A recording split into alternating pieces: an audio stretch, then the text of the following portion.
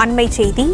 அரசு சட்டக் கல்லூரிகளில் நிரந்தர இணை பேராசிரியர், உதவி பேராசிரியர்களை நியமிக்க முடியாவிட்டால் கல்லூரிகளை மூடிவிடலாம் என்று உயர்நீதிமன்றம் தெரிவித்திருக்கிறது. இதை பற்றின மேலும் விவரங்களை எமது செய்தியாளர் ஆனந்த் வழங்க கேட்கலாம். ஆனந்த், வணக்கம். இது குறித்தான விவரங்கள். வணக்கம். அரசு சட்டக் கல்லூரியில் நிரந்தர இணை பேராசிரியர்கள், உதவி பேராசிரியர்கள் பணிகளை நிரப்ப முடியாவிட்டால் கல்லூரிகளை இழுத்து மூடலாம் என சென்னை உயர்நீதிமன்றம் கண்டனம் தெரிவித்திருக்கிறது. மேலும் காலி பணியிடங்களை நிரப்புவது தொடர்பாக சட்டத்துறை செயலாளர் வருகிற 15ஆம் தேதி நேரில் ஆஜராகவும் சென்னை உயர்நீதிமன்றம் உத்தரவிட்டிருக்கிறது. தமிழகத்தில் உள்ள அரசு சட்டக் கல்லூரிகளில் காலியாக இருக்கும் இணை பேராசிரியர்கள் பணிக்கு நேரடி நியமனங்கள் மேற்கொள்ள கோரி வசந்தகுமார் என்பவர் கடந்த 2018ஆம் ஆண்டு சென்னை உயர்நீதிமன்றத்தில் வழக்கு தொடர்ந்திருந்தார். இந்த வழக்கு உயர்நீதிமன்றத்தில் கடந்த 6 ஆண்டுகளாக நிலுவையில் இருந்து வருகிறது.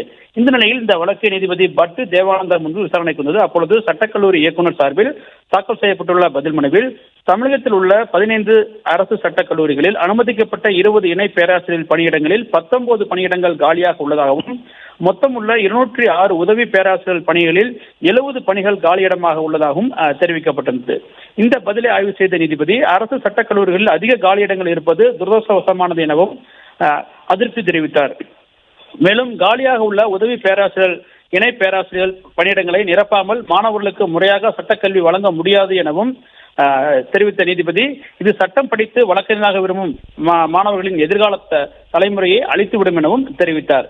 மேலும் முறையான தகுதி வாய்ந்த ஆசிரியர்களை நிரந்தரமாக நியமிக்க முடியாவிட்டால் சட்டக்கல்லூரியை மூடிவிடலாம் எனவும், அதுதான் நல்லது எனவும் நீதிபதி காட்டமாக தன்னுடைய பதிலை தெரிவித்திருக்கிறார். மேலும் தகுதியான ஆசிரியர்கள் நியமிக்காமல் கௌரவ விரிவுரையாளர்கள் மூலமாக பாடம் நடத்துவது மாணவர்களின் எதிர்காலத்தை பாழாக்கிவிடும் எனவும், அதனை ஏற்றுக்கொள்ள முடியாது எனவும் நீதிபதி தன்னுடைய உத்தரவில் தெரிவித்திருக்கிறார்.